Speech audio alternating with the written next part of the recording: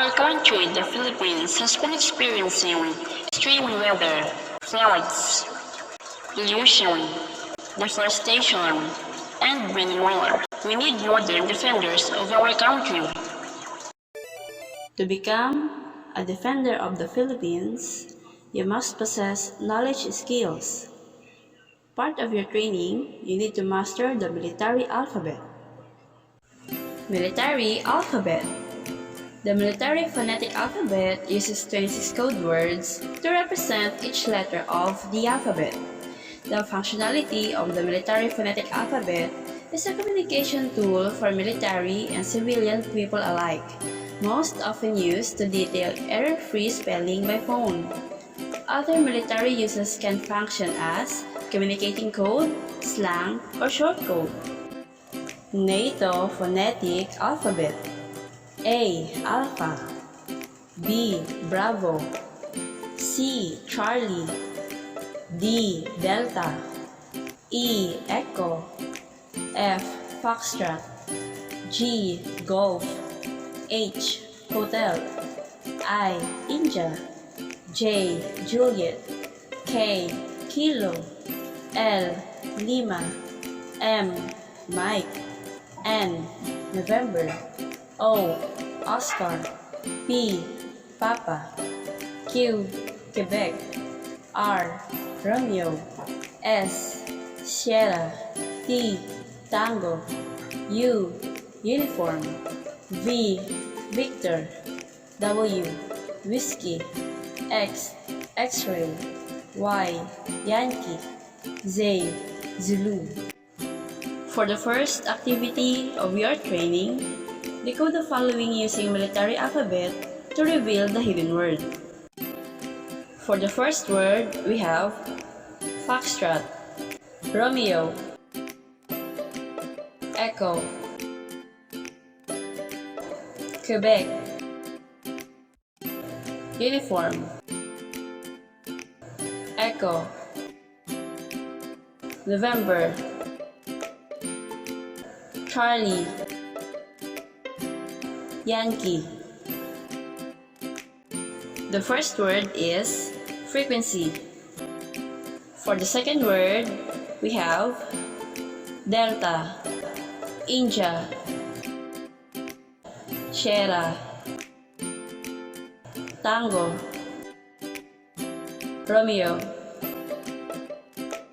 India, Bravo, Uniform, Tango, India, Oscar, November. Second word is distribution. And for the third word, we have Tango, Alpha, Bravo, Lima, Echo. Third word is table.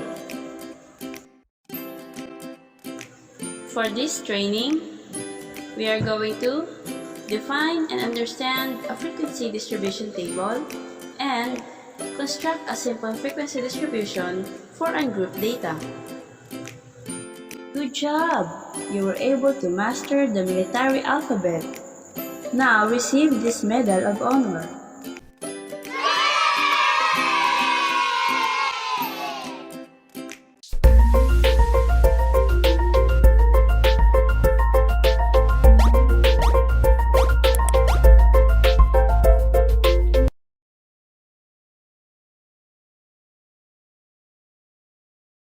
This training is all about organizing data. We will organize and group data by constructing frequency distribution table. The Philippines has 3 main islands. For each main island, there are provinces which offer delectable dishes. According to www.tripzilla.com, there are 18 Philippine provinces for the absolute foodie. First, we have Kalaya cakes from Negros Occidental. Next, we have Tocino from Pampanga. Then we got Kakanins from Bulacan. So we have Strawberry Taho or cooked strawberry sorbetes from Benguet. We also have the famous Bagnet from Ilocos Norte. The best lechon in the entire world is from Cebu. The seafood capital of the Philippines is Capiz. The iconic Bicol Express can also be found in Catanduanes. Have you ever tried stingray cooked in coconut milk? Well, we should travel to Tawi-Tawi. Tamilok is a well-known delicacy from the largest province in the country, which is Palawan. Why not try the buko pie from Laguna? The perfect meal complements the perfect view here in Cavite. You should try the iconic bulalo here in Batangas. Tastes like heaven is called durian from Davao. This bread with sweet filling is from Camiguin. Have you ever heard of churi burger and peanut shake? Well, these are from Aklan. How about a milkfish dish? This is from milkfish capital of the Philippines, which is Pangasinan. The dinakdakan is really something to try here in Bohol. As a defender of the Philippines, it is very important for us to support our local products. Always remember, tangkilikin ang sariling atin. Questions 1. How many provinces based on the activity can be found in Luzon? Based on the activity, there are 9 provinces that can be found in Luzon. These are Pampanga, Bulacan, Benguet, Ilocos Norte, Catanduanes, Laguna, Cavite, Batangas, and Pangasinan. 2. What are the provinces in Visayas that were mentioned in the previous activity? The provinces in Visayas that were mentioned in the previous activity are Negros Occidental, Cebu, Capiz, Palawan, Aklan, and Bohol. 3. For Mindanao, what are the mentioned provinces in the activity? For Mindanao, the mentioned provinces are Tawi-Tawi, Davao, Camiguin. Now we are going to construct a table of how frequent the 3 main islands were mentioned in the previous activity. For the frequency distribution table, there will be 3 columns. The first column lists all the various outcomes that occur in the data. The second column is the tally used for counting. And the third column lists the frequency of each outcome. For the first column, we have the 3 main islands, which are Luzon, Visayas, and Mindanao. As you remember, Luzon were mentioned 9 times, as there are 9 provinces that can be found in Luzon from the previous activity. For Visayas, it was mentioned 6 times, and for Mindanao, it was mentioned 3 times. Those who cannot join our online training, they can still be a defender of the Philippines by watching DepEd TV. Now, answer the following questions based on the previous activities.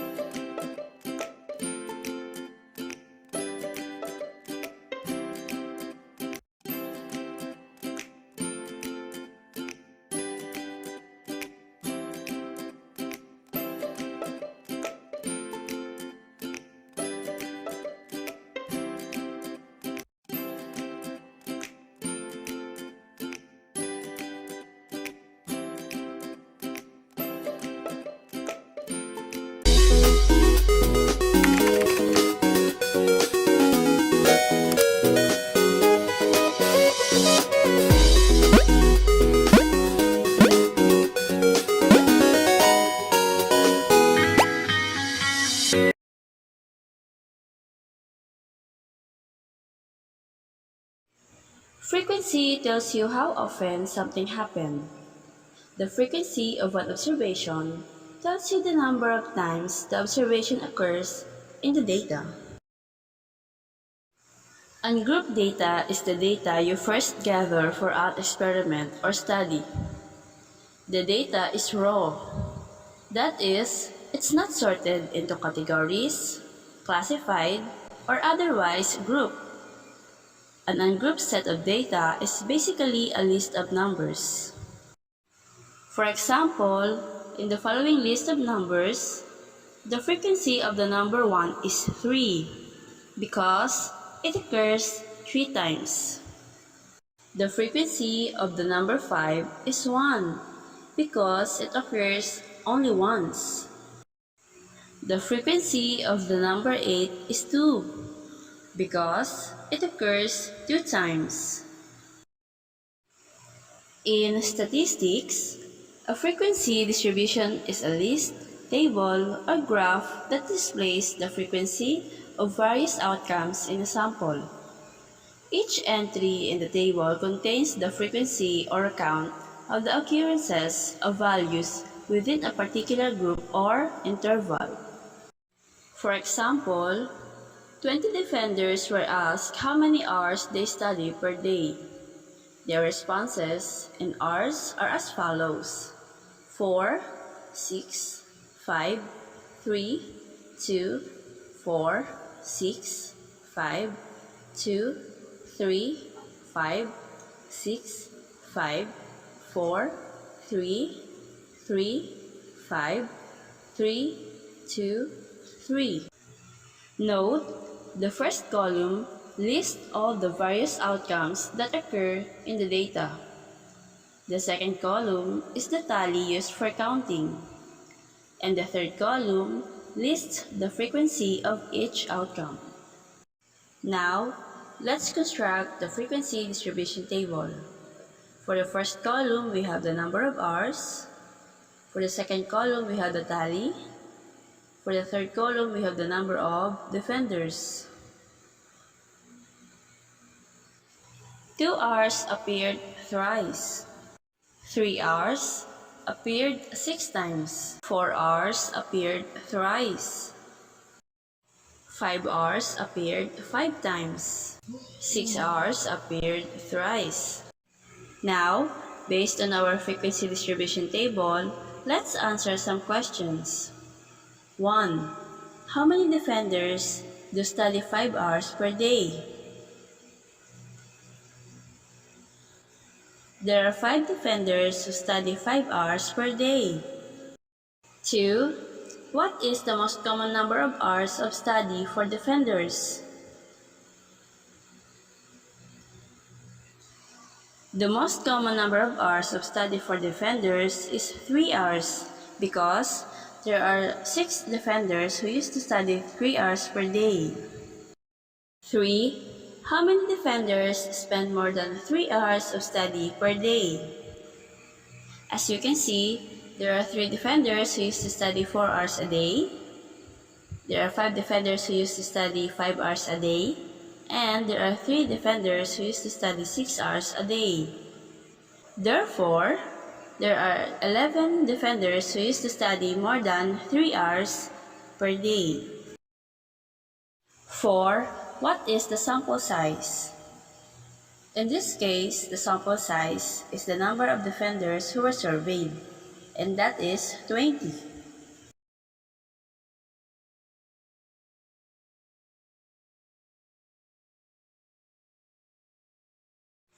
The importance of frequency distributions in statistics is great. A well-constructed frequency distribution makes possible a detailed analysis of the structure of the population with respect to a given characteristic. Thus, the groups into which the population breaks down can be determined. Now, let's try what we have learned. But first, let me introduce to you Mr. Santos. He is a fisherman. Direction: Mr. Santos is a fisherman who provides fish for the defenders for decades. Construct a frequency table of weight in kilogram of his catch for a month.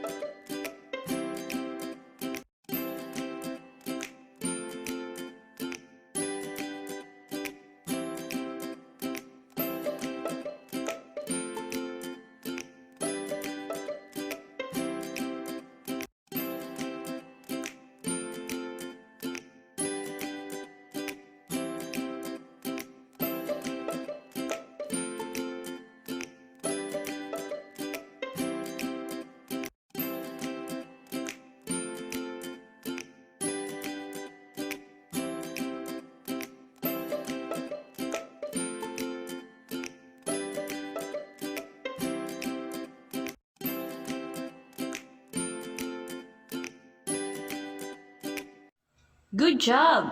You were able to construct the frequency table for Mr. Santos' catch for a month. Did you know? Mr. Santos usually catch 80 kilograms of fish, but now he can only catch around 45 kilograms. Maybe this is the reason why he looks sad sometimes. Oh no! Mr. Santos said that the ocean and the aquatic life is in danger.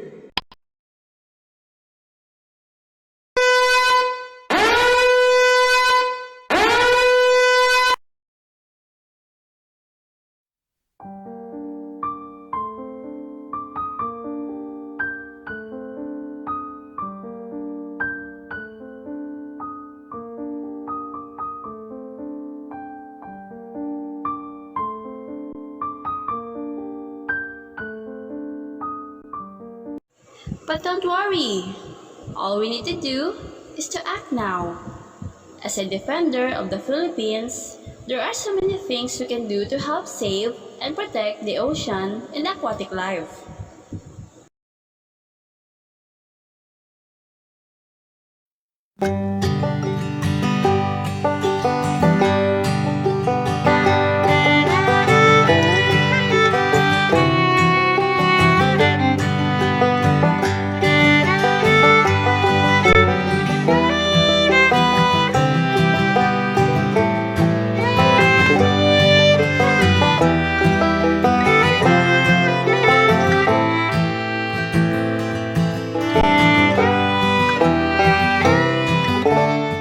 Evaluation.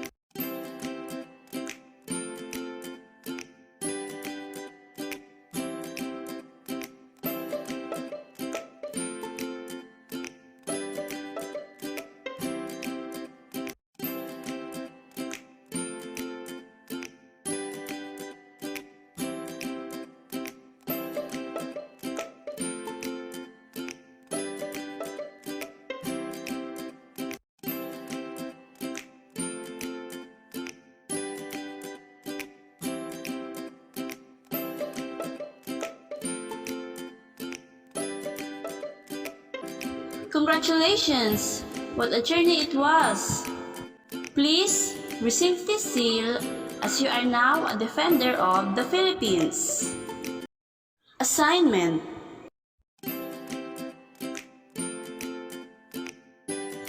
Sleep is an essential function that allows your body and mind to recharge, leaving you refreshed and alert when you wake up.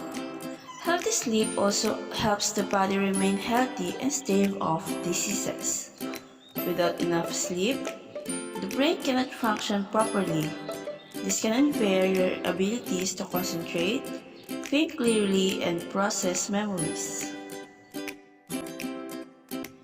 As a defender of the Philippines, it is your duty to take care of yourself too. For a week, monitor your number of sleep every day, complete the frequency distribution table below, and answer the follow-up question. Questions 1. What is the most frequent number of hours of your sleep? 2.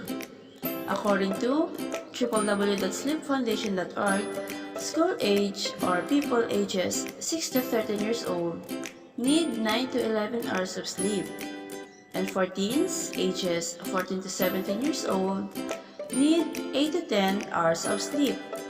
Do your hours of sleep enough to keep you healthy? 3. What do you think what will happen to your health if you won't have enough sleep? 4. What should you do to have enough sleep every day? 5. Aside from sleep, what else can you do to keep yourself healthy?